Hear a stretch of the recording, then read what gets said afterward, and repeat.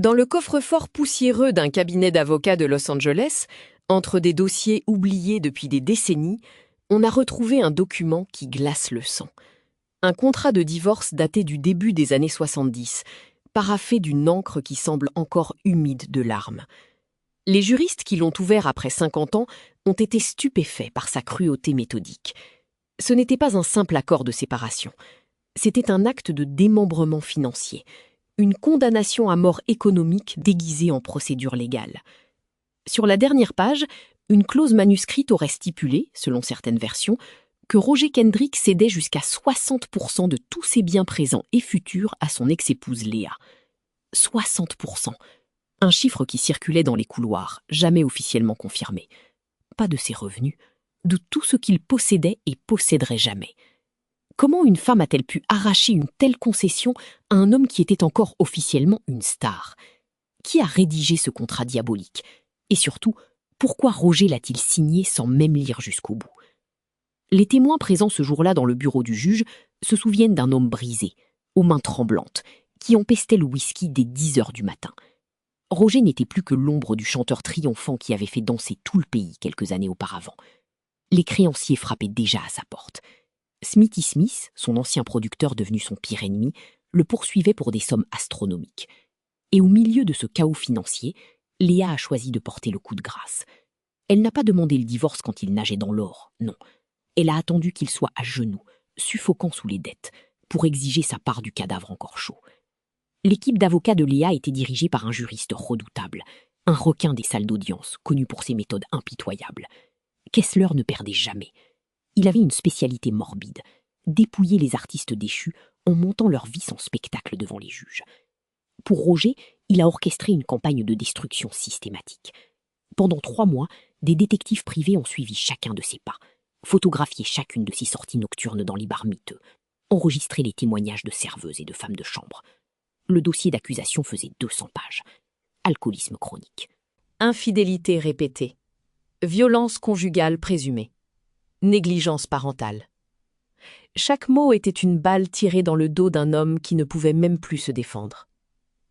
Le jour de l'audience finale, Léa est arrivée, vêtue d'un tailleur noir sobre, les yeux rougis par des larmes soigneusement calculées. Elle a joué à la perfection le rôle de la femme bafouée, humiliée, spoliée par un mari monstrueux. Son témoignage a duré 2 heures. Elle a raconté les nuits où il rentrait ivre-mort, les gifles, les hurlements, les maîtresses qu'il ramenait à la maison conjugale. Certains détails étaient peut-être vrais, d'autres probablement inventés. Mais peu importait. Le juge buvait ses paroles, comme un fidèle écoute un sermon. Roger, lui, était assis, au fond de la salle, le visage creusé par l'insomnie et l'alcool, incapable de croiser le regard de la femme qu'il avait autrefois juré d'aimer jusqu'à la mort. Quand le verdict est tombé, personne n'a été surpris. Léa obtenait 60% de tout. La maison de Beverly Hills, les droits d'auteur sur les chansons qui passaient encore à la radio, les parts dans la maison de disques, même les bijoux que Roger avait hérités de sa mère. Le juge a justifié cette décision par la nécessité de compenser les années de souffrance endurées par Madame Kendrick. En réalité, c'était une exécution publique. Roger est sorti du tribunal avec à peine de quoi payer son loyer pendant 6 mois. Il avait 42 ans, un foie détruit par l'alcool, et plus rien à perdre. Léa, elle, est montée dans une Cadillac flambant neuve, conduite par son nouvel amant, un producteur de cinéma qui avait justement commencé à la fréquenter 3 mois avant le procès. Les journalistes qui couvraient l'affaire ont posé la question évidente. Pourquoi Roger n'a-t-il pas mieux défendu ses intérêts? Pourquoi avoir accepté un accord aussi déséquilibré? La réponse est venue bien plus tard, murmurée dans les couloirs des studios de Hollywood. Roger ne pouvait pas se battre. Pas parce qu'il était coupable des crimes qu'on lui reprochait, mais parce qu'il était sous surveillance. Des forces invisibles, bien plus puissantes qu'un cabinet d'avocats, avaient décidé que Roger Kendrick devait tomber. Et Léa n'était que l'instrument de leur vengeance. Mais qui voulait détruire Roger à ce point? Qui avait intérêt à le voir ruiné, humilié, réduit à néant? Pour comprendre, il faut remonter 2 ans en arrière, à un incident que très peu de gens connaissent, un incident qui a scellé son destin. En 1965, Roger était au sommet de sa gloire. Ses disques se vendaient par millions. Les salles de concert affichaient complets 6 mois à l'avance. Il avait tout. L'argent, la célébrité, le respect.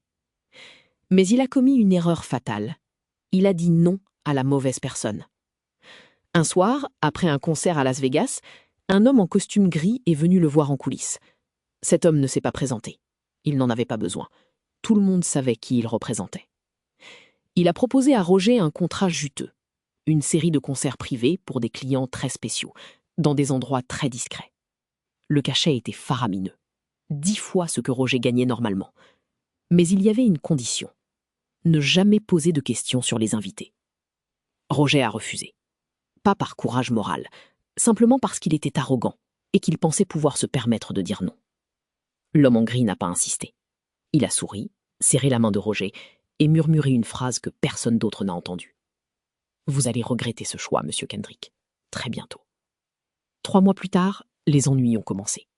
D'abord des annulations mystérieuses de concerts, des salles qui, du jour au lendemain, prétendaient avoir des problèmes techniques, puis des radios qui cessaient de diffuser ses chansons, sans explication, des maisons de disques qui refusaient de renouveler ses contrats. Roger a d'abord cru à une série de malchances, mais très vite, il a compris. On l'avait mis sur une liste noire, pas officielle, pas écrite, mais tout aussi réelle qu'un mur de béton. Les producteurs de télévision recevaient des coups de fil anonymes, leur conseillant de ne plus inviter Roger Kendrick. Les directeurs de salles de concert trouvaient des enveloppes sous leurs portes, contenant des photographies compromettantes, des clichés trafiqués, montrant Roger dans des situations embarrassantes.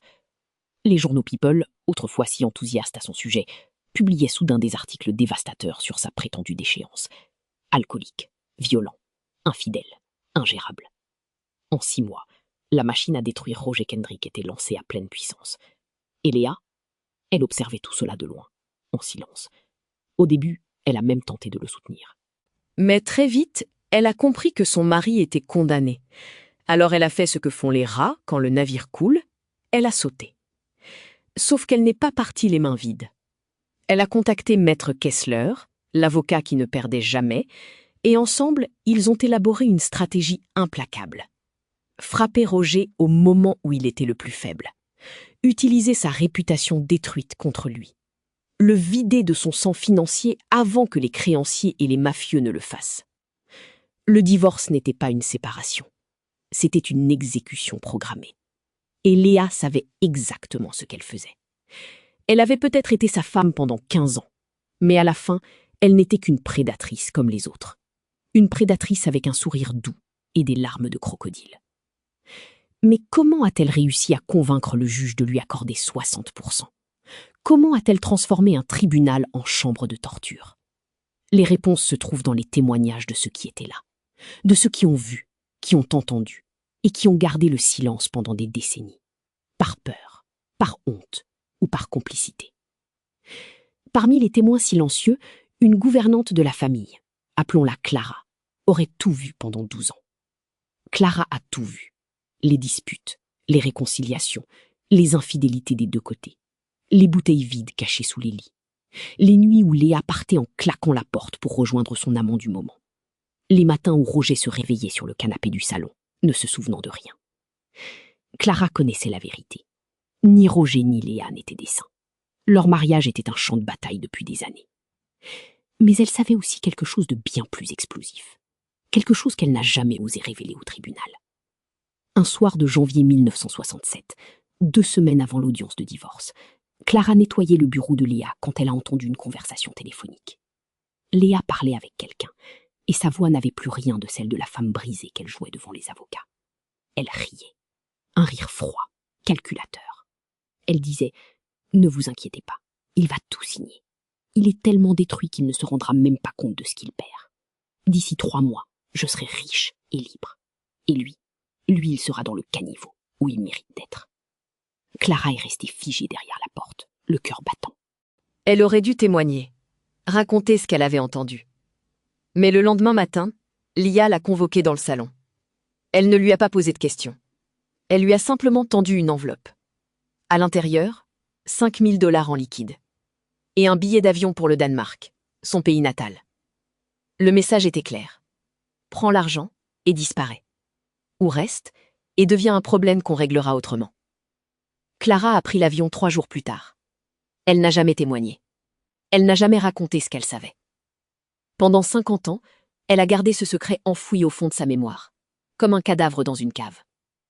Jusqu'à ce jour de printemps 2015, quand un journaliste d'investigation l'a retrouvée dans une maison de retraite près de Copenhague. Elle avait alors 86 ans, la peau ridée par le temps et les regrets. Et pour la première fois, elle a parlé. « Je savais que c'était mal », a-t-elle murmuré, les larmes coulant sur ses joues creuses. « Je savais que Roger était en train de se faire dévorer vivant. Mais j'avais peur. Peur de Lia. Peur de ses avocats. Peur de ceux qui tiraient les ficelles dans l'ombre. Alors j'ai pris l'argent, et je me suis tue. Et lui, il est mort en pensant que personne ne l'avait jamais vraiment aimé. En pensant qu'il méritait tout ce qui lui était arrivé. Mais c'était faux. Tout était orchestré. Tout était un mensonge. » Le témoignage de Clara a révélé une vérité insupportable. Était-elle vraiment une victime? Ou jouait-elle un rôle plus trouble? Selon certaines versions, Lia aurait été une complice, dans une machination bien plus vaste que le simple divorce d'un couple déchiré. Elle avait été approchée, recrutée, payée pour jouer un rôle. Le rôle de la femme brisée qui achèverait Roger Kendrick, au moment où il était le plus vulnérable. Et elle avait accepté, sans hésiter. Parce qu'au fond, Lia n'avait jamais aimé Roger. Elle avait aimé son argent, sa célébrité, son statut. Et quand tout cela a commencé à s'effondrer, elle a simplement décidé de sauver ce qu'elle pouvait, en le trahissant. Mais qui l'avait recruté? Qui avait orchestré cette destruction méthodique? Clara ne connaissait pas tous les noms, mais elle se souvenait de certains détails. Des hommes en costume qui venaient parfois rendre visite à Lia en l'absence de Roger. Des enveloppes brunes échangées dans le jardin, tard le soir. Des conversations téléphoniques en code. Et surtout, elle se souvenait d'un nom qu'elle avait entendu plusieurs fois, un nom qui revenait comme une malédiction, un nom que Léa prononçait toujours à voix basse, avec un mélange de respect et de crainte. Smithy Smith, le producteur, l'ancien mentor, l'homme qui avait découvert Roger et qui, des années plus tard, le poursuivait en justice pour des millions de dollars. Était-ce lui, le cerveau derrière tout? Était-ce lui qui avait manipulé Léa, corrompu les juges, orchestré la chute de Roger? Ou y avait-il quelqu'un d'autre encore, quelqu'un de plus puissant, quelqu'un que personne n'osait nommer? Clara ne savait pas, mais elle était certaine d'une chose. Roger n'est pas tombé par accident. On l'a poussé. Et ceux qui l'ont poussé se sont enrichis sur ses cendres. Aujourd'hui, Léa Kendrick vit toujours. Elle a 92 ans et réside dans une villa somptueuse à Palm Springs, achetée avec l'argent du divorce. Elle refuse toute interview, refuse de parler du passé. Quand les journalistes sonnent à sa porte, ses avocats, toujours les mêmes, toujours aussi féroces, les menacent de poursuite. Mais le silence de Léa n'est pas celui de l'innocence, c'est celui de la culpabilité. Celui de quelqu'un qui sait qu'un jour, la vérité finira par éclater. Et que ce jour-là, les masques tomberont. Roger, lui, n'a jamais eu cette chance. Il n'a jamais su qui avait vraiment détruit sa vie. Il est mort en pensant qu'il était le seul responsable de sa chute, en pensant que l'alcool, les femmes, les mauvais choix, c'était tout de sa faute. Mais c'était faux. Il était une cible désignée par des hommes puissants qu'il avait osé défier. Et Léa, la femme qui partageait son lit, qui élevait ses enfants, qui jurait de l'aimer, elle était l'arme qu'ils ont utilisée pour l'achever. Combien d'autres comme Roger ont été détruits ainsi? Combien de carrières brisées, de vies ruinées, de fortunes pillées par ces machines infernales déguisées en procédures légales? Combien de femmes et d'hommes ont été recrutés pour trahir ceux qu'ils prétendaient aimer? Et surtout, qui protège ces prédateurs? Qui veille à ce que leurs crimes restent impunis, leurs noms effacés des archives, leurs victimes réduites au silence? Les réponses existent, dans des coffres-forts poussiéreux, dans des témoignages enregistrés sur des cassettes oubliées, dans les mémoires de ceux qui ont vu et qui, enfin, osent parler. Mais ces réponses ne ramèneront jamais Roger. Elles ne répareront jamais ce qui a été détruit. Elles révéleront simplement une vérité que beaucoup préfèrent ignorer. Dans ce monde de paillettes et de mensonges, les victimes ne sont jamais celles qu'on croit, et les bourreaux portent souvent les masques les plus innocents. Mais où se cachait réellement Roger pendant ces mois de cauchemar judiciaire? Les voisins de Beverly Hills le voyaient de moins en moins. Sa femme de ménage officielle n'avait presque plus rien à faire dans la grande maison vide. Pourtant, Roger ne dormait pas dans la rue. Il avait trouvé refuge ailleurs, un endroit que personne ne connaissait, même pas ses avocats, même pas ses rares amis encore fidèles. Au numéro 112 de la rue Alameda, dans un quartier ouvrier de Los Angeles que les stars ne fréquentaient jamais, se trouvait un immeuble délabré de 3 étages. Au deuxième, dans un appartement exigu, aux murs jaunis par la nicotine, Roger Kendrick passait ses nuits. Le bail n'était pas à son nom. Il l'avait loué sous un faux nom, en payant cash 6 mois d'avance. Pourquoi un homme qui possédait encore, officiellement, une villa à $1 million se tairait-il dans ce taudis? Que faisait-il là, seul, pendant que son divorce se jouait devant les tribunaux? Les rares personnes qui ont aperçu Roger dans ce quartier ne l'ont pas reconnu. Il portait des lunettes noires, même la nuit, une casquette enfoncée sur le crâne, une barbe de plusieurs jours. Il entrait toujours par la porte de derrière, celle qui donnait sur une ruelle sombre où les poubelles débordaient. Parfois, il arrivait accompagné, des femmes la plupart du temps, jeunes, désespérées, au regard vide. Des prostituées que Roger payait non pas pour leur service, mais simplement pour qu'elles restent là, assises, en silence, pendant qu'il buvait jusqu'à l'inconscience. Il ne les touchait jamais. Il voulait juste ne pas être seul, ne pas entendre le silence hurlant de sa propre chute. Mais il y avait autre chose dans cet appartement, quelque chose que même les prostituées ne voyaient pas. Dans le placard de la chambre, derrière une pile de vêtements sales, Roger cachait une valise en cuir marron. À l'intérieur, des documents, des centaines de pages, des contrats signés avec Smithy Smith, des relevés bancaires prouvant que des sommes astronomiques avaient disparu de ses comptes sans son autorisation. Des lettres de menaces anonymes. Des photographies compromettantes. Pas de lui, mais de ceux qui le détruisaient. Producteur en compagnie de criminels notoires. Juge recevant des enveloppes dans des parkings souterrains. Et surtout, une liste. Une liste de noms. 15 personnes qui, selon les notes manuscrites de Roger, formaient un réseau secret, contrôlant l'industrie du spectacle à Los Angeles. Roger avait l'intention de tout révéler. De porter cette valise devant un procureur, devant la presse, devant n'importe qui accepterait de l'écouter. Mais il attendait le bon moment. Il voulait être sûr. Rassembler encore plus de preuves. Être certain que personne ne pourrait étouffer l'affaire. Sauf qu'il n'a jamais eu ce temps. Parce que quelqu'un savait. Quelqu'un avait découvert l'existence de cet appartement. Et de cette valise. Comment? Qui avait trahi Roger? Une des prostituées? Achetée par les ennemis de Roger? Un voisin curieux? Payé pour surveiller? Ou quelqu'un de bien plus proche? Quelqu'un en qui Roger avait encore confiance? La réponse est venue d'un témoignage inattendu. Selon une rumeur troublante, un ancien détective privé, que certains identifient comme Frank Morales, aurait publié ses mémoires en 2008. Dans un chapitre intitulé « Les dossiers qui ne devaient jamais exister », il a raconté une mission qu'il avait effectuée en 1967. On l'avait engagé pour suivre Roger Kendrick. Pas pour photographier ses infidélités ou son alcoolisme. Ça, les avocats de Léa avaient déjà tout ce qu'il fallait. Non, on voulait savoir où il allait, avec qui il parlait, et surtout, ce qu'il cachait. Morales a suivi Roger pendant 3 semaines. Il a découvert l'appartement de la rue Alameda. Il a soudoyé le concierge pour obtenir un double des clés. Et un soir, pendant que Roger était sorti acheter une bouteille, Morales est entré. Il a trouvé la valise. Il a photographié chaque document, chaque page, chaque nom sur la liste. Puis il a tout remis en place, exactement comme c'était. Roger n'a jamais su que son secret avait été éventé. Morales a remis les photographies à son client. Qui était ce client? Morales ne l'a jamais nommé directement. Mais dans ses mémoires, il a laissé échapper un détail. L'homme qui m'a payé ce jour-là portait une chevalière en or avec les initiales gravées. 2 lettres que je ne peux pas écrire ici, mais que tout le monde dans l'industrie musicale de l'époque reconnaîtrait immédiatement. Ces initiales étaient celles de Smithy Smith. Quelques jours après la perquisition secrète, Roger a reçu un visiteur dans son refuge de la rue Alameda.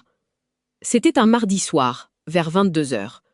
Roger venait de rentrer, une bouteille de whisky bon marché sous le bras. Il a ouvert la porte sans méfiance, pensant que c'était peut-être une des femmes qu'il avait l'habitude de faire venir. Mais ce n'était pas une femme, c'était un homme. Grand, la cinquantaine, vêtu d'un costume sombre impeccablement coupé. Il ne s'est pas présenté. Il est entré sans y être invité, a fermé la porte derrière lui et s'est assis sur le canapé défoncé comme s'il était chez lui. Roger, debout au milieu de la pièce, a senti son sang se glacer. Il reconnaissait cet homme. Pas son visage, mais son allure, sa présence. C'était le même type que celui qui était venu le voir à Las Vegas 2 ans plus tôt. Celui qui lui avait proposé le contrat qu'il avait refusé. L'homme n'a pas élevé la voix. Il a simplement sorti une enveloppe de sa poche intérieure et l'a posée sur la table basse crasseuse. À l'intérieur, les photographies prises par Morale, tous les documents de la valise, la liste des noms. Roger a compris immédiatement. Il savait tout. Ils avaient tout. L'homme a allumé une cigarette, a tiré une longue bouffée, puis a dit d'une voix calme et glaciale. « Vous avez deux options, monsieur Kendrick.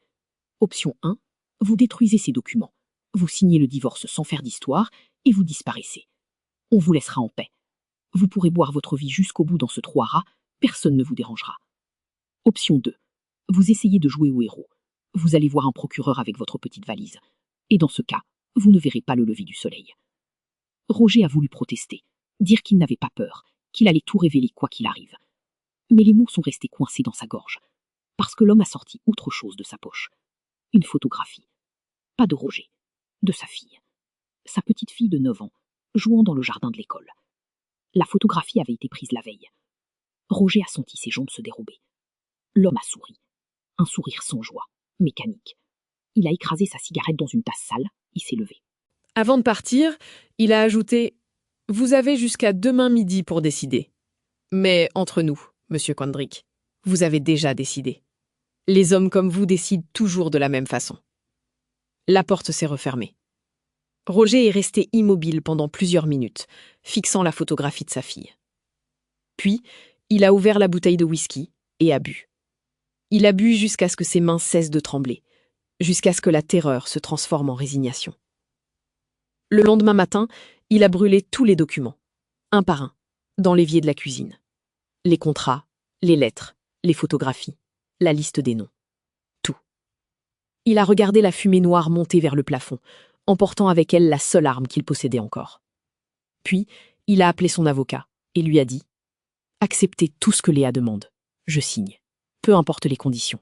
Je signe. » Pourquoi Roger n'a-t-il pas tenté de protéger sa fille autrement?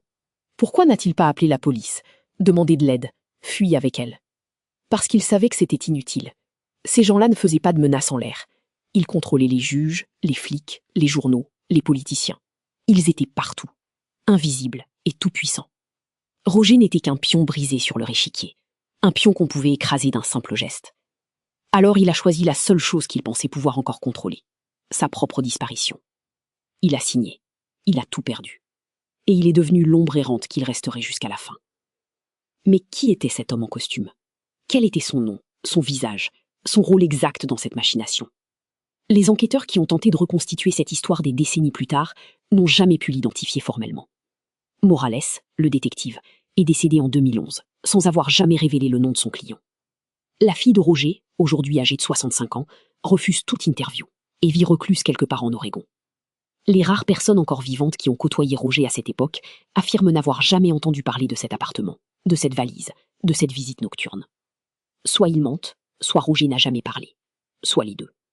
Le silence, quand il dure assez longtemps, devient une forme de vérité. Une vérité étouffée, mais une vérité quand même. Pourtant, il existe un détail troublant. Un détail que personne n'a remarqué pendant des années. Dans les archives du tribunal qui a jugé le divorce de Roger et Léa, on trouve une liste des témoins convoqués. Parmi eux, un certain maître Harold Voss, décrit comme expert financier indépendant. Voss a témoigné pendant l'audience, expliquant que Roger avait dilapidé sa fortune dans l'alcool et les mauvais investissements. Son témoignage a pesé lourd dans la décision du juge d'accorder 60% des biens à Léa. Mais qui était vraiment Harold Voss? Une recherche dans les registres professionnels ne donne aucun résultat. Aucun expert financier portant ce nom n'était enregistré en Californie à cette époque. Aucun diplôme, aucune certification, aucune trace. Comme s'il n'avait jamais existé, ou comme s'il avait été effacé. En 2017, un journaliste obstiné a retrouvé une photographie de l'audience. Une image floue, en noir et blanc, prise par un reporter judiciaire. On y voit un homme d'une 50aine d'années, en costume sombre, assis à la barre des témoins. Le visage est peu distinct, mais sur sa main droite, on distingue quelque chose. Un détail minuscule, presque invisible. Une chevalière en or. Et même si l'image est trop floue pour lire les initiales gravées, on peut deviner leur forme. 2 lettres. Les mêmes que celles décrites par Morales dans ses mémoires. Harold Voss n'était pas un expert financier. C'était un fantôme. Un rôle joué par quelqu'un d'autre. Quelqu'un qui avait intérêt à voir Roger Kendrick dépouillé de tout ce qu'il possédait. Mais Voss, ou quel que soit son vrai nom, n'était pas seul. Il faisait partie d'un groupe, un cercle fermé d'hommes et de femmes qui savaient exactement ce qui se passait, qui avaient orchestré chaque étape de la destruction de Roger, qui s'étaient répartis les rôles comme des acteurs dans une pièce de théâtre macabre. Combien étaient-ils? 5, 10, 20. Personne ne le sait avec certitude. Mais leurs noms commencent à émerger, au fil des témoignages et des documents exhumés. Il y avait d'abord bien sûr Maître Kessler, l'avocat de Léa, mais Kessler n'était qu'un exécutant. Un homme brillant, certes, mais pas un décideur. Il prenait ses ordres ailleurs. Puis, il y avait le juge Thornton, celui qui a prononcé le verdict. Thornton a pris sa retraite 6 mois après le divorce de Roger, à l'âge de 52 ans. Bien trop jeune pour un juge en pleine carrière. Il a acheté une propriété luxueuse à Santa Barbara, payé comptant. D'où venait cet argent? Son salaire de juge ne suffisait certainement pas. Certains affirment que les registres bancaires de Thornton, prétendument obtenus par un hacker anonyme en 2014, montreraient un versement de 150 000 $ 3 semaines après le jugement. Provenance inconnue. Destination un compte offshore aux îles Caïmans. Coïncidence? Et puis il y avait Léa elle-même. Était-elle vraiment une victime manipulée ou une complice active? La vérité, comme souvent, se situe quelque part entre les deux. Léa voulait l'argent, ça c'est certain. Mais elle n'avait pas le pouvoir, ni les connexions nécessaires pour orchestrer seule une opération aussi complexe. Quelqu'un l'a guidée. Quelqu'un lui a fourni les avocats, les faux témoins, les juges corrompus. Quelqu'un qui avait un intérêt personnel à voir Roger anéanti. Et ce quelqu'un, encore une fois, portait les initiales qui revenaient sans cesse dans les rumeurs. Certains parlaient de Smithy Smith, un producteur, un ancien mentor qu'on disait devenu ennemi mortel. Mais pourquoi Smithy voulait-il détruire Roger à ce point? La réponse officielle était une histoire de dettes et de contrats non respectés. Mais c'était une façade. La vraie raison était bien plus sombre. En 1964, Roger avait été témoin de quelque chose qu'il n'aurait jamais dû voir. Une soirée privée dans la villa de Smithy, dans les collines de Hollywood. Une soirée où des hommes très puissants, des sénateurs, des magnats de l'industrie, des figures du crime organisé, se retrouvaient pour des activités que la loi et la morale réprouvaient. Roger était là par hasard. Il avait trop bu et s'était égaré en cherchant les toilettes. Il avait ouvert la mauvaise porte. Et ce qu'il avait vu derrière cette porte l'avait hanté jusqu'à la fin de ses jours. Il n'en a jamais parlé publiquement. Mais il en a parlé à une personne. Une seule. Sa sœur cadette, Margaret. Selon une version troublante, sa sœur Margaret aurait accepté de témoigner en 2019 pour un documentaire qui n'a jamais été diffusé. Elle a raconté comment Roger, une nuit de 1965, était arrivé chez elle en pleurant. Il tremblait de tout son corps. Il répétait sans cesse « Ils vont me tuer, Maggie. Je les ai vus. Je sais qui ils sont. Et maintenant, ils vont me tuer. » Margaret a essayé de le calmer, de comprendre. Mais Roger était trop terrorisé pour être cohérent. Il a juste dit « Ne fais jamais confiance à Smithy. Jamais. C'est un monstre déguisé en homme d'affaires. Et il contrôle tout. » Les semaines suivantes, Roger a changé. Il buvait encore plus, dormait à peine, sursautait au moindre bruit. Margaret a voulu l'aider, mais il a refusé. Il lui a dit de rester loin de lui, pour sa propre sécurité.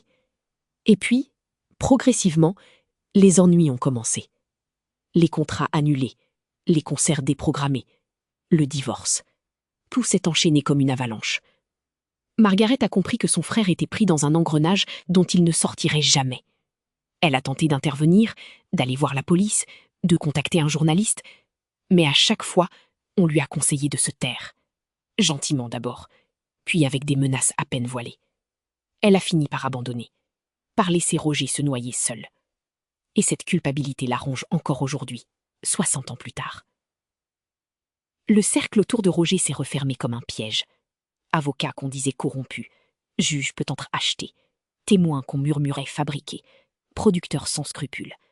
Tous travaillaient ensemble, dans une synchronisation parfaite. Tous savaient qu'ils participaient à la destruction d'un homme innocent. Mais aucun n'a jamais parlé. Aucun n'a jamais exprimé le moindre remords.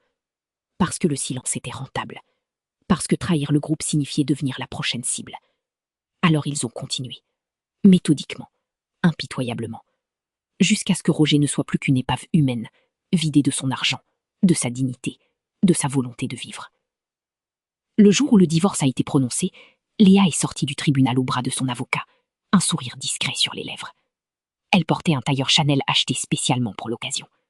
Les photographes ont mitraillé son visage rayonnant. Les journaux du lendemain titraient « Léa Kendrick obtient justice après des années de calvaire ». Mais derrière ce sourire, derrière cette victoire apparente, se cachait une autre vérité. Avait-elle vendu son âme ou était-elle elle-même manipulée?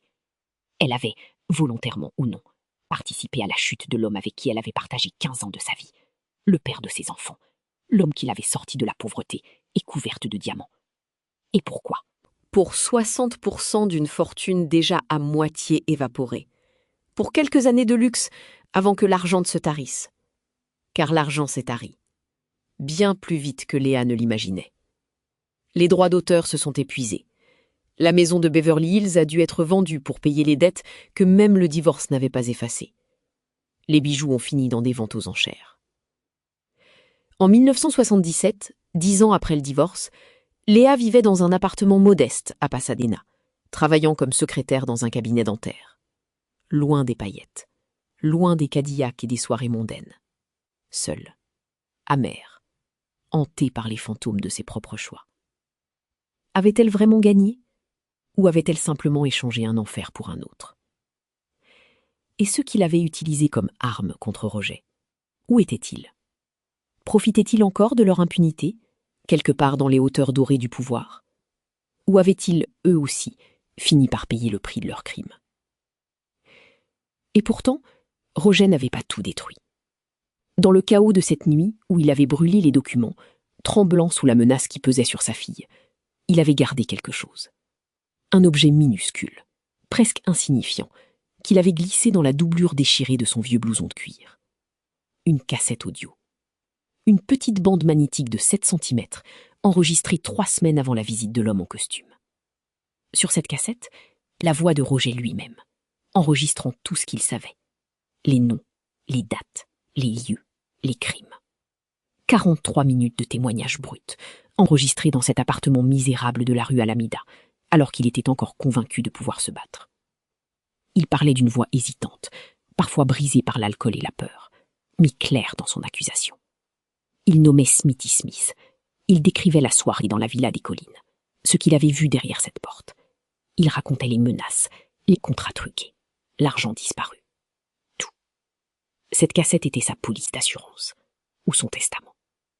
Mais après la visite nocturne, après la photographie de sa fille brandie comme une sentence de mort, Roger n'a plus osé s'en servir. Il l'a gardée sur lui pendant des années. Même quand il a quitté l'appartement d'Alameda, même quand il a sombré dans l'errance et la déchéance totale, cette cassette restait cachée dans la doublure de son blouson. Personne ne savait qu'elle existait. Pas Léa, pas les avocats, pas même Margaret, sa sœur. Roger ne l'écoutait jamais. Il avait trop peur de ce qu'elle contenait, trop peur de ce qui arriverait si quelqu'un la trouvait. Mais il ne pouvait pas s'en séparer non plus. C'était la seule trace qui restait de l'homme qu'il avait été, avant que tout s'effondre. L'homme qui avait cru, ne serait-ce qu'un instant, qu'il pouvait se défendre. Cette cassette a disparu avec lui, le jour où sa vie s'est achevée. Pendant des décennies, on a cru qu'elle avait été perdue ou détruite. Jusqu'à ce matin de mars 2003, quand une vendeuse d'une boutique de friperie à San Diego a trouvé un vieux blouson de cuir au fond d'un carton de vêtements donné par un foyer pour sans-abri. Elle a senti quelque chose de dur dans la doublure. En déchirant le tissu usé, elle a découvert la cassette. Pas d'étiquette, pas de boîtier, juste une bande magnétique enroulée dans un plastique protecteur jauni par le temps. Curieuse, elle l'a emportée chez elle et l'a écoutée sur un vieux magnétophone qu'elle gardait au grenier. Ce qu'elle a entendu l'a terrifiée. Cette voix d'homme, brisée mais déterminée, racontant des histoires de corruption, de chantage, de violence. Des noms qu'elle reconnaissait vaguement, des événements dont elle avait entendu parler dans les journaux des années 60. Elle ne savait pas qui était Roger Kendrick, mais elle savait qu'elle tenait entre les mains quelque chose de dangereux, quelque chose que des gens puissants avaient cherché à faire disparaître. Elle a contacté un journaliste local. Celui-ci a contacté un historien spécialisé dans l'industrie musicale. Et lentement, patiemment, la vérité a commencé à émerger de cette voix fantôme enregistrée 40 ans plus tôt. Mais combien de ces révélations ont vraiment été publiées? Combien ont été étouffés avant même d'atteindre les journaux? Et surtout, qui surveille encore aujourd'hui pour s'assurer que certains secrets restent enterrés? La cassette existe. Elle est conservée quelque part, dans les archives d'un documentariste qui refuse de révéler son nom par peur de représailles. Des extraits ont circulé sur Internet, puis ont été retirés.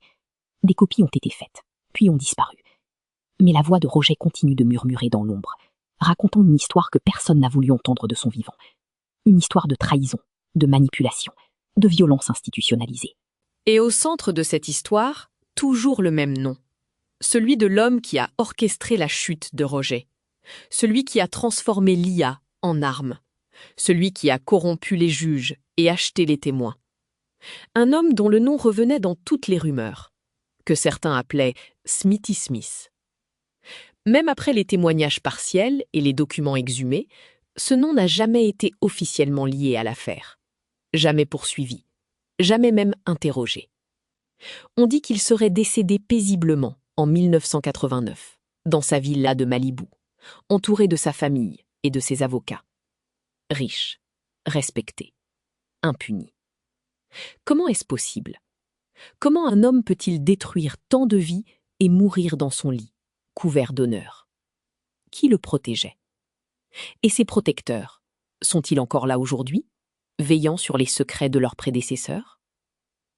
Mais revenons à l'argent, aux fameux 60% que l'IA avait arrachés à Roger lors du divorce. Où sont-ils passés? Selon certaines versions, le divorce aurait donné à l'IA la maison de Beverly Hills, évaluée à l'époque à 800 000 $. Elle obtenait également les droits d'auteur sur 23 chansons que Roger avait composées, représentant selon les estimations entre 50 et 100 000 $ de revenus annuels. Elle recevait aussi une pension alimentaire mensuelle de 1 200 $ jusqu'à son remariage ou son décès. Au total, une fortune estimée à plus d'1 million de $. Une somme colossale en 1967. De quoi vivre confortablement jusqu'à la fin de ses jours. Pourtant, 10 ans plus tard, l'IA vivait dans un 2 pièces et travaillait comme secrétaire. Que s'était-il passé? Où était passé tout cet argent? La maison de Beverly Hills a été vendue en 1969. Selon les rumeurs, la vente aurait rapporté 600 000 $, soit 200 000 de moins que sa valeur estimée 2 ans plus tôt. Pourquoi une telle dépréciation? Le marché immobilier n'avait pas chuté à cette époque. Au contraire, les propriétés de ce quartier prenaient de la valeur. La transaction a été effectuée par un agent immobilier, dont le nom apparaît sur les documents comme étant Maurice Adelstein. Mais quand des journalistes ont cherché à retrouver Adelstein des années plus tard, aucune trace de lui. Pas d'adresse, pas de licence professionnelle valide, pas de registre fiscal. Comme s'il n'avait jamais existé. On raconte que l'argent de la vente aurait été versé sur un compte au nom de Léa, mais quelques jours plus tard, presque la totalité aurait été transférée vers un autre compte, puis dispersée en une dizaine de virements vers des destinations inconnues. Léa a affirmé plus tard qu'on l'avait escroquée, qu'elle avait fait confiance à un conseiller financier qui l'avait dépouillée. Mais aucune plainte n'a jamais été déposée. Aucune enquête n'a été ouverte. L'argent s'est simplement évaporé. Les droits d'auteur ont suivi le même chemin mystérieux. Pendant les 3 premières années après le divorce, Léa a effectivement reçu les revenus des chansons de Roger, environ 70 000 $ par an. Mais en 1970, elle a vendu ses droits à une société de gestion musicale basée au Delaware. Prix de vente, 150 000 $ comptant. Une somme dérisoire pour des droits qui auraient dû rapporter bien plus sur le long terme. Pourquoi avoir bradé un tel actif? Selon une rumeur troublante, la société acheteuse appartenait à un holding, dont l'un des actionnaires principaux était Smithy Smith.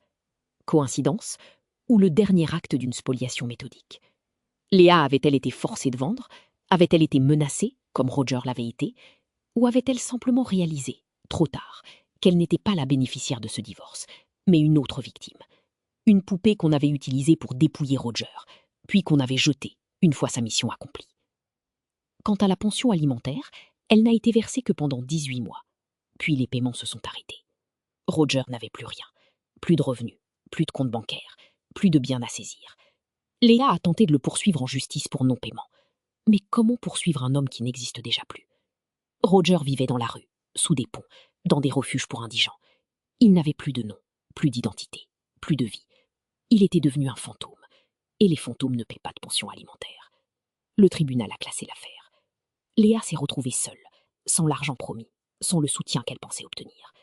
Elle a cherché du travail. Personne ne voulait l'embaucher. Son nom était associé au scandale, à la chute de Roger, à la cupidité et à la trahison. Les portes se fermaient les unes après les autres. Elle a fini par accepter un poste de secrétaire dans un cabinet dentaire de Pasadena, pour un salaire de misère. La femme qui avait obtenu 60% d'une fortune était devenue aussi pauvre que l'homme qu'elle avait ruiné. Mais il y avait quelqu'un qui, lui, s'était enrichi. Quelqu'un qui avait profité de cette guerre judiciaire, qui avait récupéré les miettes du festin. Maître Kessler, l'avocat de Léa. Ses honoraires pour le divorce s'élevaient officiellement à 40 000 $, une somme déjà conséquente.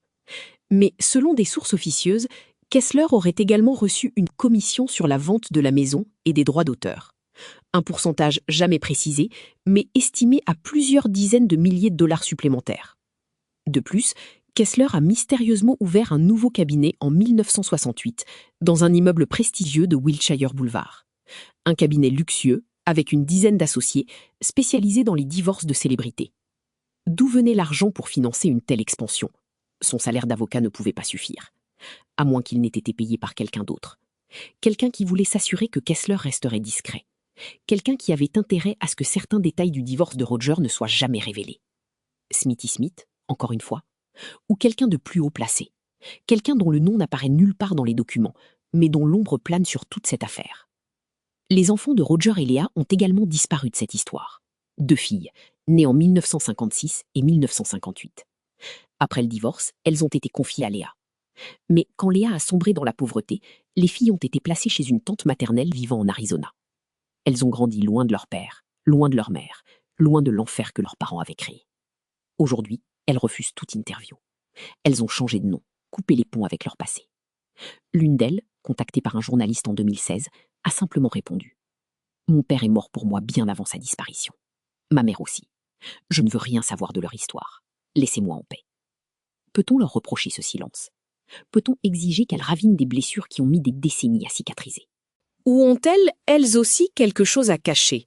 Quelque chose qu'elles ont vu ou entendu enfant et qu'elles préfèrent garder enfoui? Pendant ce temps, Roger continuait de s'effondrer, physiquement, mentalement, spirituellement. Les années 70 ont été pour lui une descente aux enfers sans fin. Il buvait tout ce qu'il trouvait. Whisky, bière, vin bon marché, alcool à brûler quand il n'avait plus rien d'autre. Son foie était en train de se transformer en une masse fibreuse et douloureuse. Mais il n'allait jamais voir de médecin. Il avait trop peur de ce qu'on lui dirait, trop peur de découvrir qu'il était en train de mourir. Alors il continuait à boire, à errer, à survivre au jour le jour. Les rares personnes qui l'ont croisé à cette époque le décrivent comme une épave, un homme de 50 ans qui en paraissait 70, le visage bouffi, le teint jaunâtre, les mains tremblantes, les yeux éteints. Il ne parlait presque plus. Il marmonnait parfois des phrases incompréhensibles, des fragments de chansons qu'il avait autrefois chantées devant des milliers de spectateurs. Mais personne ne le reconnaissait. Le beau chanteur aux cheveux noirs et au sourire éclatant avait disparu. À sa place, un clochard anonyme que les passants évitaient du regard. Pourtant, même dans cet état, Roger était surveillé. Oui, surveillé. Des témoins ont raconté avoir vu des hommes en costume, toujours les mêmes, apparaître de temps en temps près des endroits où Roger dormait. Ils ne lui parlaient jamais. Il restait à distance, observait, prenait des notes, puis repartait. Pourquoi surveiller un homme déjà détruit? Que craignait-il? Qu'il parle? Qu'il rencontre quelqu'un qui l'écouterait? Qu'il retrouve dans un dernier sursaut de lucidité la volonté de se battre? Ou voulait-il simplement s'assurer qu'il continuait de sombrer, qu'il n'y aurait pas de retour en arrière, pas de rédemption possible? Ces hommes n'ont jamais été identifiés, mais leur présence prouve une chose. Roger n'était pas libre. Même dans la misère, même dans l'oubli, il restait un prisonnier. Un prisonnier invisible, mais un prisonnier quand même. Et son corps lui envoyait des signaux de plus en plus alarmants. Des douleurs terribles dans le ventre, qui le pliaient en deux et le faisaient hurler la nuit. Des vomissements de sang, qu'il essuyait avec des chiffons sales avant de continuer à boire. Des moments d'absence totale, où il se réveillait dans des endroits qu'il ne reconnaissait pas, sans savoir comment il était arrivé là. Son foie était en train de lâcher, ses reins aussi. Son cœur battait de manière irrégulière, chaotique. Il aurait dû être hospitalisé depuis longtemps. Mais il ne voulait pas. Il préférait mourir dans la rue plutôt que de finir attaché à des machines dans un hôpital, entouré de médecins qui lui reprocheraient d'avoir gaspillé sa vie. Alors il continuait, jour après jour, bouteille après bouteille, jusqu'à ce que son corps ne puisse plus suivre. En 1978, un travailleur social l'a trouvé inconscient sous un pont de la rivière Los Angeles. Il respirait à peine. Sa peau était d'un jaune profond, presque orange. Ses lèvres étaient bleues. Le travailleur social a appelé une ambulance. Roger a été transporté aux urgences de l'hôpital général. Là, les médecins ont découvert l'ampleur des dégâts. Cirrhose avancée, insuffisance rénale, hémorragie interne, malnutrition sévère. Ils lui ont donné quelques jours à vivre, peut-être une semaine. Ils l'ont placé sous perfusion, ont essayé de stabiliser ses constantes vitales. Mais Roger a refusé tout traitement invasif. Il a arraché les perfusions, tenté de se lever, de partir. Les infirmières ont dû le maîtriser, le sangler au lit. Il hurlait « Laissez-moi mourir, laissez-moi partir, je ne veux pas de votre pitié !» Finalement, épuisé, il s'est effondré. Et pendant 3 jours, il a déliré. Dans son délire, il parlait sans arrêt. Il racontait des histoires incohérentes, mélangeant le passé et le présent, la réalité et les cauchemars. Il nommait des gens.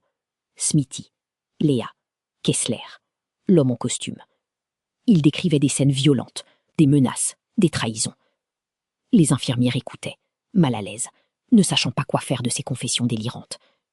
L'une d'elles, plus attentive que les autres, a pris des notes.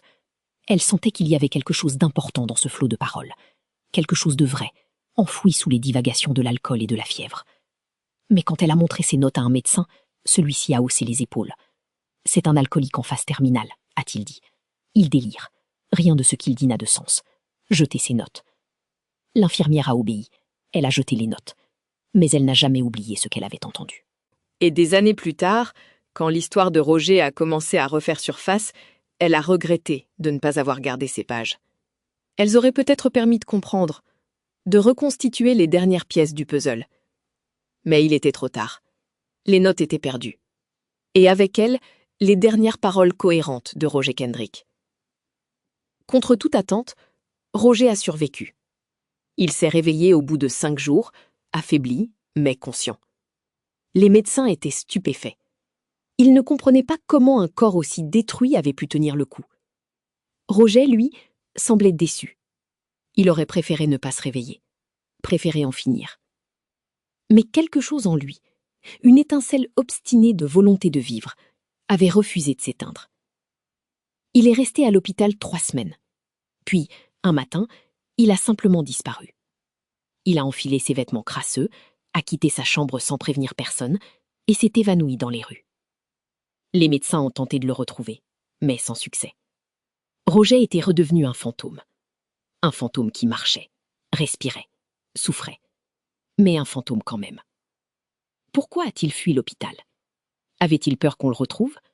Peur que les hommes en costume apprennent où il était et viennent finir le travail? Ou était-ce simplement qu'il ne supportait pas l'idée d'être sauvé, d'être soigné, d'être traité comme un être humain, après tant d'années passées à être traité comme un déchet? Quelques mois après sa fuite de l'hôpital, Roger a refait surface dans un endroit inattendu. Un bar miteux de Santa Monica, le Pélican Bleu, fréquenté par des marins, des prostituées et des hommes brisés qui noyaient leurs regrets dans l'alcool bon marché. Le patron, un ancien boxeur nommé Eddie Malone, connaissait Roger depuis l'enfance. Ils avaient grandi dans le même quartier pauvre du Texas, avant que Roger ne devienne une star et qu'Eddie ne finisse derrière un comptoir graisseux. Quand Roger est apparu ce soir-là, tremblant et puant l'urine, Eddie l'a reconnu immédiatement. Il lui a offert un verre, puis un deuxième, puis une banquette au fond du bar, où Roger pouvait dormir. Pendant 3 mois, Eddie a pris soin de lui. Il le nourrissait, lui donnait des vêtements propres, essayait de le convaincre d'arrêter de boire. Roger pleurait parfois, en disant « Tu es le seul qui reste, Eddie, le seul qui ne m'a pas trahi. » Eddie souriait tristement et répondait « Les vrais amis ne trahissent jamais, mon frère, jamais. » Mais Eddie mentait. Il mentait depuis le début. Depuis le jour où un homme en costume était venu le voir 3 semaines avant l'arrivée de Roger. Cet homme lui avait proposé un marché simple. $1000 par mois pour surveiller Roger Kendrick s'il venait chercher refuge chez lui. rapporter où il allait, avec qui il parlait, ce qu'il disait. Eddie avait refusé d'abord. Puis l'homme avait sorti une photographie. Eddie, 20 ans plus tôt, sortant d'une banque qu'il venait de braquer. Un crime pour lequel il n'avait jamais été arrêté, jamais soupçonné. La prescription n'était pas encore acquise. Eddie avait le choix. Coopérer ou retourner en prison pour 15 ans. Il avait accepté. Chaque soir, après que Roger s'endormait ivre-mort sur la banquette, Eddie appelait un numéro qu'on lui avait donné. Il racontait tout. Les délires de Roger, ses cauchemars, les noms qu'il prononçait dans son sommeil. Et en échange, l'enveloppe arrivait. 1 000 $, comme promis. Eddie se disait qu'il ne faisait rien de mal. Roger était déjà détruit. Qu'est-ce que ça changeait qu'on le surveille? Mais au fond, il savait la vérité. Il savait qu'il trahissait le seul ami qui lui restait. Et cette culpabilité le rongeait plus sûrement que l'alcool ne rongeait Roger. Un soir de novembre 1979, Roger a murmuré quelque chose d'étrange. Il a dit « Eddie, si je disparais, va voir dans le blouson, le vieux blouson de cuir. Il y a quelque chose d'important dedans. Quelque chose qui pourrait tout changer. » Eddie a hoché la tête, sans vraiment comprendre. Le lendemain, il a rapporté cette phrase lors de son appel habituel. La voix à l'autre bout du fil s'est durcie. « Trouvez ce blouson. Trouvez ce qu'il contient. Détruisez-le. » Eddie a fouillé les affaires de Roger pendant qu'il dormait. Il a trouvé le blouson, senti la bosse dans la doublure, déchiré le tissu. La cassette. Il ne l'a pas écoutée. Il ne voulait pas savoir. Il l'a simplement mise dans une enveloppe et l'a laissée derrière le bar, comme convenu. Le lendemain, elle avait disparu. Roger n'a jamais su que son dernier espoir avait été volé par l'homme qu'il appelait son frère. Combien d'autres Eddie y a-t-il eu dans la vie de Roger? Combien d'amis qui souriaient en face et poignardaient dans le dos? Et ces traîtres dorment-ils bien la nuit? Ou les fantômes de leurs victimes les hantent-ils encore? Pendant ce temps, Léa vivait son propre enfer silencieux. Les années avaient passé, la transformant en une femme amère et solitaire. Son travail de secrétaire ne payait que le strict minimum. Son appartement de Pasadena sentait le renfermé et la solitude. Ses filles ne lui parlaient plus. Ses amis l'avaient abandonnée. Elle était devenue invisible, une ombre dans une ville qui ne se souvenait plus d'elle. Mais en 2012, quelque chose d'inattendu s'est produit. Un journaliste indépendant, travaillant sur un documentaire consacré au divorce scandaleux de Hollywood, a réussi à la retrouver. Il a sonné à sa porte un matin de printemps. Léa, alors âgée de 71 ans, a ouvert. Elle portait une robe de chambre élimée. Ses cheveux blancs étaient mal coiffés, son visage creusé par le temps et les regrets. Le journaliste s'attendait à ce qu'elle refuse de parler. Mais non, elle l'a invitée à entrer. Elle lui a offert un thé tiède dans une tasse ébréchée. Et pour la première fois en 45 ans, elle a accepté de raconter sa version des faits. « Je n'étais pas celle qu'on a décrite dans les journaux », a-t-elle commencé, d'une voix tremblante. « On m'a présentée comme une femme cupide qui voulait dépouiller son mari. Mais la vérité est bien plus compliquée. J'ai été manipulée, utilisée, tout comme Roger. » Elle a raconté comment, quelques mois avant le divorce, un homme était venu la voir. Un homme élégant, persuasif, qui connaissait tous ses secrets. Ses propres infidélités, ses dettes de jeu, les sommes qu'elle avait volées sur les comptes de Roger pour payer ses créanciers. Cet homme lui avait dit « Vous avez 2 choix, Madame Kendrick. Soit vous coopérez avec nous et vous obtenez un divorce généreux qui vous mettra à l'abri, soit nous révélons tout et vous perdez vos enfants, votre réputation, et vous finissez en prison pour détournement de fonds. » Léa avait accepté. Pas par cupidité, par peur. Peur de perdre ses filles, peur de finir derrière les barreaux. Alors elle avait joué le rôle qu'on lui avait écrit. La femme bafouée, la victime. Elle avait menti devant le juge. Elle avait pleuré sur commande. Elle avait détruit l'homme qu'elle avait autrefois aimé. Mais l'argent promis n'est jamais vraiment arrivé. On me l'a pris, a-t-elle murmuré, les larmes coulant sur ses joues ridées. La maison, les droits d'auteur, tout. Ils m'ont forcé à vendre, à céder, à signer. Et quand je n'avais plus rien à donner, ils m'ont abandonnée, comme une vieille chaussette usée qu'on jette à la poubelle. J'ai passé 40 ans à regretter ce que j'avais fait, à me demander si Roger savait que je n'avais pas eu le choix, à espérer qu'un jour, quelqu'un comprendrait que j'étais autant une victime que lui. Le journaliste a demandé « Qui étaient ces hommes? Qui vous a manipulé ?» Léa a hésité. Puis, elle a prononcé un nom. Le nom qui revenait depuis le début. Smithy Smith. C'était lui. Lui et ses associés. Ils voulaient détruire Roger. Et moi, j'étais juste un outil. Un outil qu'ils ont brisé après usage. Cette interview n'a jamais été diffusée dans le documentaire final. Trop dangereuse, selon les producteurs. Trop de risques juridiques. Mais l'enregistrement existe. Et il confirme ce que beaucoup soupçonnaient déjà. Léa et Roger n'étaient que des pions dans un jeu bien plus vaste et bien plus cruel. Mais combien d'autres pions y a-t-il eu? Et les joueurs, ceux qui déplaçaient les pièces sur l'échiquier, ont-ils jamais payé pour leurs crimes? Roger, lui, portait toujours un objet avec lui. Un petit médaillon, en argent terni, accroché à une chaîne usée qu'il gardait autour du cou. À l'intérieur, une photographie minuscule de sa mère, décédée quand il avait 12 ans.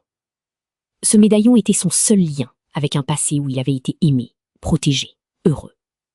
Il ne s'en séparait jamais, même dans les pires moments, même quand il devait vendre ses vêtements pour acheter de l'alcool. Il gardait ce médaillon. Il disait aux rares personnes qui l'écoutaient « Tant que j'ai ça, elle veille sur moi. Elle m'empêche de tomber complètement. Le jour où je le perdrai, je saurai que c'est fini, que je n'ai plus aucune raison de continuer. » Les gens haussaient les épaules. Les superstitions d'un alcoolique en phase terminale n'intéressaient personne. Mais Roger y croyait. Profondément. Viscéralement. Ce médaillon était sa dernière ancre dans un monde qu'il avait rejeté. En février 1980, Roger a disparu. Personne ne sait exactement ce qui s'est passé. Il a quitté le bar d'Eddie un soir, comme d'habitude. Il n'est jamais revenu. Eddie a attendu 1 semaine, 2 semaines, 1 mois. Rien. Il a interrogé les autres habitués du quartier, les sans-abri qui dormaient sous les ponts, les policiers qui patrouillaient dans les ruelles. Personne ne l'avait vu. C'était comme si Roger s'était évaporé. 3 mois plus tard, un employé municipal a trouvé un corps dans un terrain vague, près du port. Le corps était dans un état qui rendait l'identification difficile. Pas de papier d'identité, pas de portefeuille. Rien qui permettrait de l'identifier. Sauf une chose. Un médaillon en argent, encore accroché au cou du défunt. Eddie a été appelé pour identifier le corps. Il a reconnu le médaillon immédiatement. C'était Roger. Ou ce qu'il en restait. La police a conclu à une mort naturelle, probablement une crise cardiaque ou une défaillance hépatique. Rien de suspect. Le corps a été incinéré. Les cendres ont été dispersées dans une fosse commune. Aucune cérémonie. Aucun proche présent. Roger Kendrick a quitté ce monde comme il y avait vécu ces dernières années. Seul, oublié, sans dignité. Mais il y avait quelque chose d'étrange. Quelque chose qui a troublé Eddie jusqu'à la fin de ses jours. Quand il a identifié le corps, il a remarqué que le médaillon était ouvert. La photographie de la mère de Roger avait disparu. À sa place, un petit morceau de papier plié. Eddie l'a ouvert. Dessus, un seul mot, griffonné à la main. Pardon. L'écriture n'était pas celle de Roger. Eddie en était certain. Qui avait écrit ce mot? Qui avait ouvert le médaillon, retiré la photographie et glissé ce message? Était-ce un des hommes qui avait surveillé Roger pendant toutes ces années? Un dernier geste de culpabilité? Ou quelqu'un d'autre? Quelqu'un qui avait trouvé le corps avant la police et avait voulu laisser un signe? Eddie n'a jamais su. Et cette question l'a hanté, jusqu'à son propre décès en 2005. Le médaillon, lui, a disparu. Probablement volé par un employé de la morgue, ou jeté avec les effets personnels du défunt. Mais certains disent qu'il existe encore quelque part, caché dans un tiroir oublié, portant toujours ce mystérieux message. Et que celui qui le trouvera comprendra enfin la vérité, sur la fin de Roger Kendrick. Les années ont passé. Les acteurs de cette tragédie ont vieilli, sont partis, ont emporté leur secret dans la tombe. Smithy Smith, selon les rumeurs, serait décédé en 1989, riche et respecté, sans jamais avoir été inquiété par la justice. Maître Kessler a fermé son cabinet en 1995 et a pris sa retraite dans le sud de la France, où il a vécu confortablement jusqu'à son départ en 2003. Le juge Tornone a profité de sa villa de Santa Barbara jusqu'à ce que son histoire se termine en 1993. Aucun d'entre eux n'a jamais exprimé de regret. Aucun n'a jamais reconnu son rôle dans la destruction de Roger. Ils ont emporté la vérité avec eux. Ou presque. Car il reste des traces. Des documents dans des archives poussiéreuses, des témoignages enregistrés sur des cassettes oubliées, des photographies floues qui posent plus de questions qu'elles n'apportent de réponses. Et surtout, il reste la mémoire. La mémoire de ceux qui ont vu, qui ont su, et qui commencent enfin à parler. Lia a vécu jusqu'en 2018. Elle avait 77 ans quand son histoire s'est achevée, seule dans sa maison de retraite de Pasadena. Ses dernières années ont été marquées par la solitude et les remords. Elle parlait souvent de Roger, racontait à qui voulait l'entendre qu'elle n'avait jamais voulu le détruire, qu'elle avait été forcée, manipulée. Mais personne ne l'écoutait vraiment. Les infirmières hochaient poliment la tête et changeaient de sujet. Ses filles ne sont venues la voir qu'une seule fois, quelques jours avant la fin. La conversation a été brève, froide, douloureuse. Elles ne lui ont pas pardonné. Elles ne lui pardonneront jamais. Lia est partie en murmurant le nom de Roger. Certains disent que c'était un dernier appel au pardon. D'autres pensent que c'était simplement le délire d'une mourante. Quoi qu'il en soit, elle a rejoint l'homme qu'elle avait trahi. Et peut-être, quelque part, ont-ils enfin eu la conversation qu'ils auraient dû avoir 50 ans plus tôt. Ou peut-être pas. Peut-être que même dans la mort, ils restent séparés par le gouffre de mensonges et de trahisons qu'ils ont creusé ensemble. Aujourd'hui, l'histoire de Roger et Lia n'est qu'une note de bas de page dans les chroniques du show business américain. Peu de gens se souviennent de leur nom. Encore moins connaissent les détails de leur chute. Mais leur histoire est importante. Parce qu'elle révèle comment le système peut broyer des vies entières sans jamais être tenu responsable. Comment des hommes puissants peuvent manipuler les lois, corrompre les tribunaux, détruire des familles et s'en sortir impunis. Comment la cupidité, la lâcheté et la peur peuvent transformer des victimes en bourreaux? Roger n'était pas un saint, Léa non plus, mais ils ne méritaient pas ce qui leur est arrivé. Ils ne méritaient pas d'être utilisés comme des pions dans un jeu dont ils ne connaissaient même pas les règles. Et leurs enfants, leurs proches, tous ceux qui ont été emportés par l'onde de choc de leur destruction, ne méritaient certainement pas de porter ce fardeau toute leur vie. Alors, que faut-il retenir de cette histoire? Que personne n'est jamais totalement innocent, ni totalement coupable. Que derrière chaque scandale se cachent des zones d'ombre que les journaux ne racontent jamais. Que la justice n'est pas toujours juste, et que parfois, les véritables criminels ne sont jamais ceux qu'on juge devant les tribunaux. Ils sont ailleurs, dans les bureaux feutrés, les salles de conseil, les dîners privés, où se décident les vraies sentences. Et ils continuent de vivre, de prospérer, de détruire, pendant que leurs victimes pourrissent dans l'oubli. Amis, quelle est votre opinion sur Roger et Léa? Étaient-ils vraiment des victimes d'un système corrompu, ou sont-ils responsables de leur propre choix? Roger aurait-il pu se battre autrement, ou était-il condamné dès le départ? Et Léa, mérite-t-elle notre compassion ou notre mépris? Dites-nous ce que vous en pensez dans les commentaires. Votre avis compte. Peut-être que parmi vous, quelqu'un se souvient de cette époque, a connu ces personnes, possède un fragment de vérité qui nous manque encore. N'hésitez pas à partager vos témoignages. Et si cette histoire vous a touché, si elle vous a fait réfléchir sur la fragilité des destins et la cruauté des systèmes, mettez un like et abonnez-vous pour ne rien manquer de nos prochaines révélations. Car tant qu'il y aura des secrets enfouis, nous serons là pour les déterrer. Pour que les voix des oubliés continuent de résonner. Pour que la vérité, même tardive, finisse toujours par éclater. Car il y a encore des zones d'ombre que personne n'a osé explorer. Des questions qui restent sans réponse. Par exemple, qu'est-ce devenu l'argent que Léa était censée avoir obtenu? Les fameux 60% qui devaient la mettre à l'abri jusqu'à la fin de ses jours. Si l'on suit la piste bancaire, dans la mesure où elle existe encore, on découvre un labyrinthe de virements, de sociétés écrans et de comptes offshore qui mènent invariablement vers une seule destination. Un holding, basé aux Bermudes, créé en 1968, dissous en 1982. Les actionnaires de ce holding? Impossible à déterminer avec certitude. Les documents ont été détruits lors d'un incendie opportun dans les bureaux de l'administrateur judiciaire. Mais un ancien comptable, interrogé en 2009, a laissé échapper un détail troublant. Il se souvenait d'avoir vu passer des millions de dollars à travers cette structure. Et parmi les bénéficiaires finaux, figurait un nom qu'il avait reconnu. Un nom lié à l'industrie musicale de Los Angeles. Un nom qu'il refusait de prononcer, par peur de représailles. Même 40 ans plus tard. Les filles de Roger et Léa, elles, ont choisi le silence comme armure. Mais l'une d'elles, la cadette, a confié à un psychologue dans le cadre d'une thérapie en 2011 quelque chose de bouleversant. Elle se souvenait d'une soirée, elle devait avoir 7 ou 8 ans, où sa mère avait reçu la visite de 2 hommes en costume. Ils parlaient à voix basse dans le salon, pendant que les enfants étaient censés dormir. Mais elle n'arrivait pas à s'endormir. Elle était descendue en silence et s'était cachée derrière la porte entr'ouverte. Elle avait entendu sa mère pleurer. Elle avait entendu l'un des hommes dire « Vous avez fait votre travail, Madame Kendrick. Maintenant, laissez-nous faire le nôtre. Et si vous voulez revoir vos filles grandir en paix, vous oublierez cette conversation. » La petite fille n'avait pas compris à l'époque, mais des décennies plus tard, cette scène la hante encore. Qui menaçait sa mère? Pourquoi Léa pleurait-elle si elle avait obtenu ce qu'elle voulait? Et surtout, qu'est-il arrivé ensuite que personne n'a jamais raconté? Il existe également une piste que très peu de chercheurs ont suivie. En 2016, un archiviste travaillant pour les studios Paramount a découvert par hasard des bobines de films non montées, datant de 1966.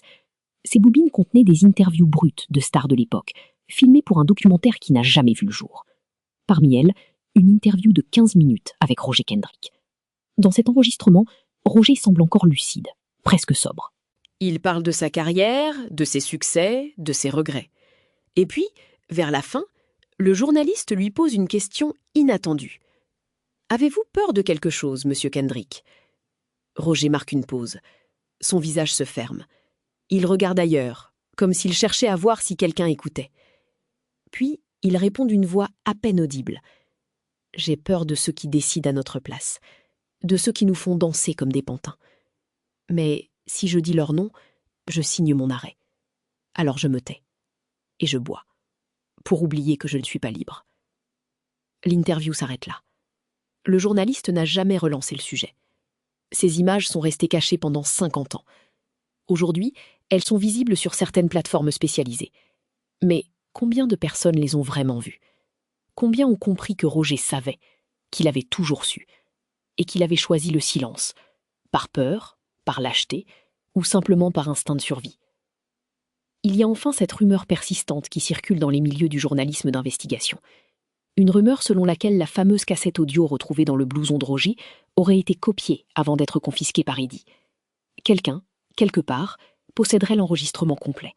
Les 43 minutes de témoignage, où Roger nomme les coupables, détaille les crimes, raconte tout ce qu'il a vu et entendu. Cette copie dormirait dans un coffre-fort, attendant le bon moment pour être révélée. Ou peut-être attend-elle simplement que tous les protagonistes soient partis, pour que plus personne ne puisse poursuivre celui qui la diffusera. Certains affirment que ce moment est arrivé, que la vérité va bientôt éclater. D'autres pensent que c'est un mythe, une légende urbaine, entretenue par ceux qui veulent croire que la justice finit toujours par triompher. Mais, dans un cas comme dans l'autre, une chose est sûre. L'histoire de Roger et Léa n'est pas terminée. Elle continue de vivre dans les mémoires, dans les archives, dans les témoignages de ceux qui savent. Et tant qu'il restera une personne pour raconter, pour chercher, pour questionner, cette histoire refusera de mourir. Comme Roger lui-même a refusé de mourir en silence. Comme Léa a refusé d'emporter tous ses secrets dans la tombe. Ils parlent encore, à travers les documents, les enregistrements, les souvenirs. Ils réclament justice, ils réclament vérité. Et peut-être, un jour, ils l'obtiendront enfin.